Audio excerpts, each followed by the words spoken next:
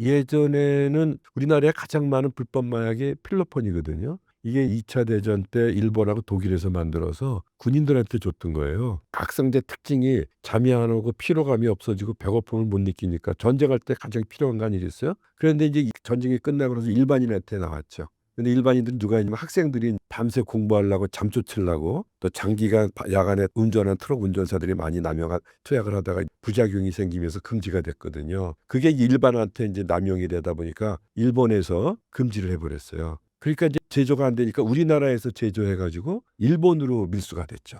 부산을 통해서. 그래서 1970년대 이때는 많은 것 일본으로 했는데 일본에서 그걸 다 철저하게 통제를 하기 시작하니까 일본으로 밀수출이 안 돼요. 그게 국내에 퍼지는 거예요. 1980년대 우리나라에 필로폰 중독자들이 많아지게 된 거죠. 그것도 제조를 하려면 뭐 냄새도 많이 나고 막 금방 발각될 위험성이 있어요. 그래서 뭐 수사가 심해지니까 그게 어디로 가냐면 다 중국으로 갔어요. 그래서 중국에서 만들어서 우리나라 밀수에 들어오고 또 북한에서 해서 중국을 통해서 우리나라에 들어오고 또 뭐 태국이나 이런 쪽에서 들어오고 그래서 이제 지금은 인천 이런 쪽으로 들어오기 때문에 서울 수도권이 마약류 사범이 제일 많습니다. 우리나라는 뭐 예전부터 아편 때문에 중국의 영향을 아편 중독자가 많았어요. 그러다가 6.25 겪으면서 월남전 겪으면서 이 마약성 진통제 많이 쓰게 되니까 마약에 중독된 사람들이 많아지게 되고 또 이제 미군의 영향으로 인해서 히피 문화가 들어오면서 대마가 또 유행하게 되고 그래서 또 아까 그 필로폰이 유행하게 되고 최근에는 뭐가 많냐면 이제 펜타닐을 비롯한 프로포폴 같은 의료용 마약류 중독들이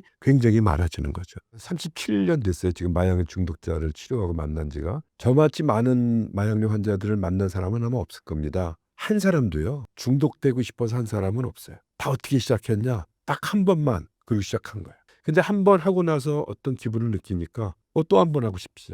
두 번 하고 반복하다가 10년, 20년, 30년, 40년씩 그 굴레에서 벗어나지 못하는 것이 된 거예요. 중독은 한 번으로 시작하는 거예요. 중독이라는 건 질병이거든요. 질병의 특징은 뭐냐면은 자기 의지와 상관없는 거예요. 예를 들어서 내가 병에 걸리고 싶다 그러면 병이 생기는 거 아니잖아요. 또 병이 생기면 없어져라 마음 먹었다가 없어지지 않듯이 중독도 중독되고 싶어서 한 건 아닌데 나도 모르게 중독이 되는 거예요. 그럼 중독이 되면은 이건 마음 먹고 안 해야지 그러는데 또 반복이 되는 거예요.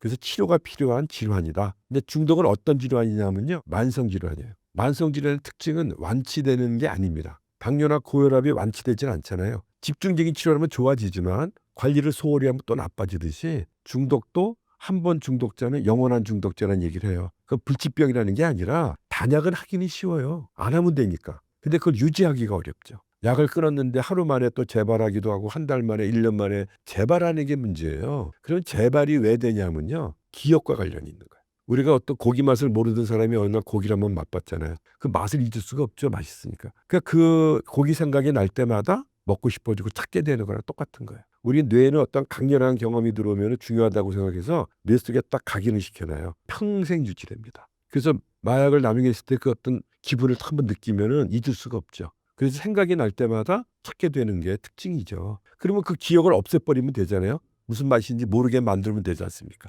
근데 그런 방법이 없어요. 그래서 그 기억이 살아있는 한 언제나 재발될 위험성이 높아서 재발하지 않도록 관리하는 병이다. 그래서 만성질환이다. 또 뇌질환이잖아요. 기억도 뇌에서 하는 거고 보상회로에 일시적인 도파민 높여줘서 기분을 좋게 하지만 또 뇌를 망가뜨려서 평생의 즐거움을 망가뜨리는 질병이기도 하고 말이죠. 그다음에 특징이 뭐냐면은 병식이 없어요. 중독자들은 자기는 중독 아니랍니다. 알코올 중독, 도박 중독, 게임 다 마찬가지예요. 농담 삼아 그래요. 옆에 있는 얘는 중독이 맞대. 근데 자기는 아니야.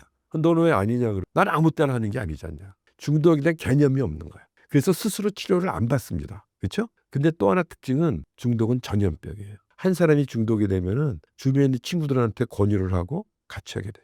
끌어들이죠. 그 사람이 중독이 되면 주변의 사람을 끌어들이고 피라미드식으로 쭉 넓게 퍼지는 전염병입니다. 전염병인데 스스로 치료를 안 해요. 그러니까 국가에서 해야 된다는 얘기.